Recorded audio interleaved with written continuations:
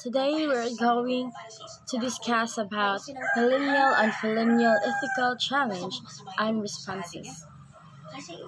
Ethics, also called moral philosophy and discipline, connected with that is morally good and bad and morally right and wrong.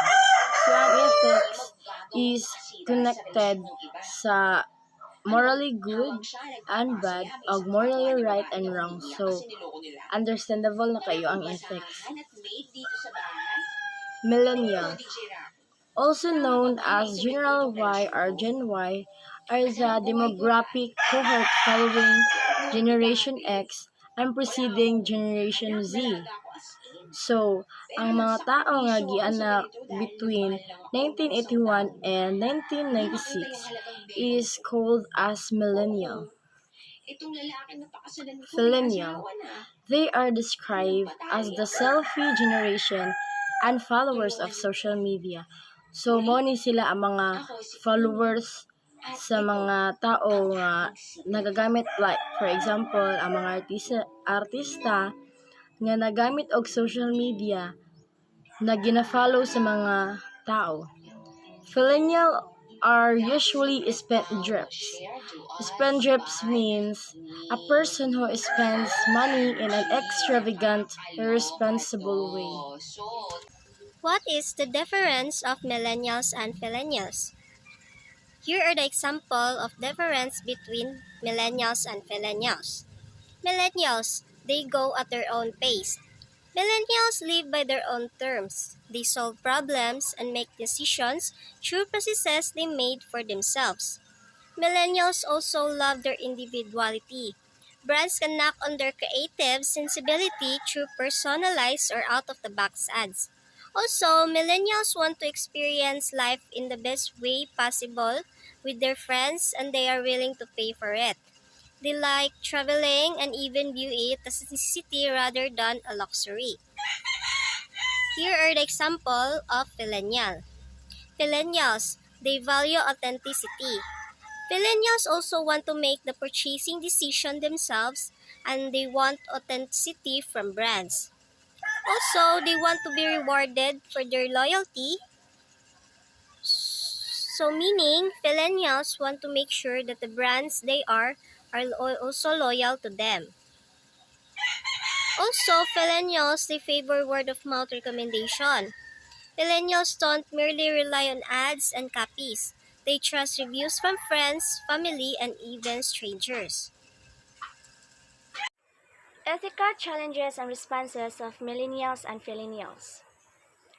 Ethical challenges, it is the issues and problems that every millennials are facing right now. So the first ethical challenges is unemployment. Millennials make up a large percentage of unemployed population in the world. Even more are underemployed, which means they're only working part-time or aren't working a job that fully utilize their skill sets. So millennials today, they don't have a job because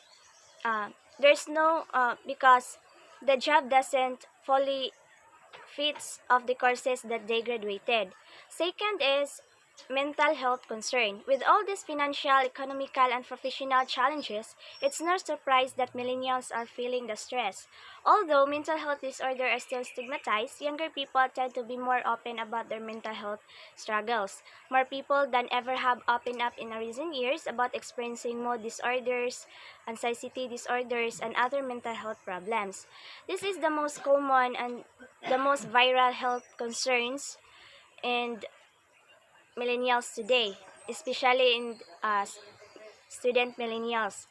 Because of this COVID-19 pandemic, we are tend to adjust in these new normal classes. And the responses is dealing with ethical challenges in an appropriate way is important for several reasons.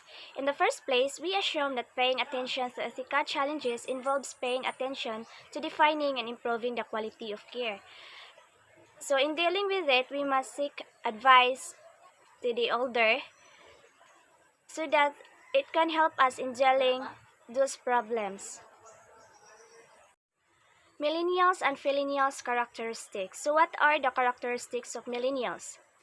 First, They value meaningful motivation. They may be characterized as being motivated by creative work, sharing their gifts, and making an impact on others and within their communities.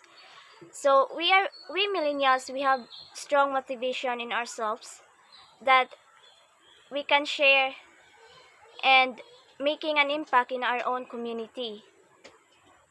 Second is places important on relationship with superiors. More and more frequently, millennials have shown that comes to their career, they prefer a supervisor or manager that they can connect to as a mentor. They ask advice and counsels uh, to, to help develop their careers.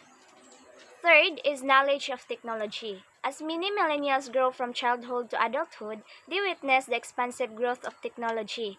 With that growth, millennials seems to have developed the ability to quickly adapt and change according to new and more modernized technology as it become available. Smartphone, virtual reality, interactive software, and even artificial intelligence may continue to see the millennial generation adding to its development.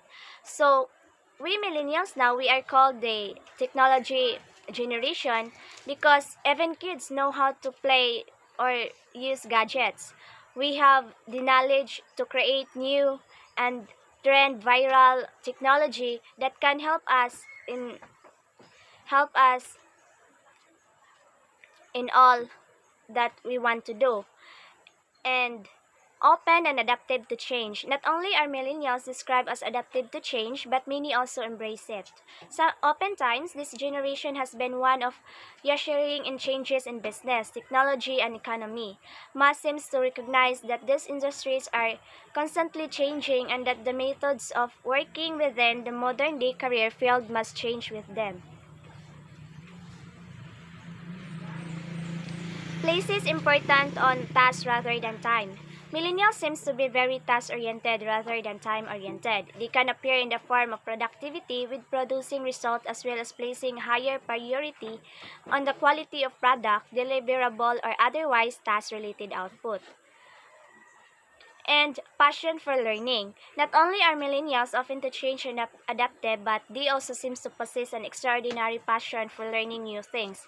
This generation exhibits deep curiosity about the world and display the desire to further develop skills and knowledge that can help them within their professional lives. So, we millennials, we have a very stand curiosity in our body that if we are curious of one thing, we do everything to know what the thing is. And we are also we want to experience new things and all. And that's all of our report in ethics, millennials and fillennials, ethical challenges and responses. Thank you.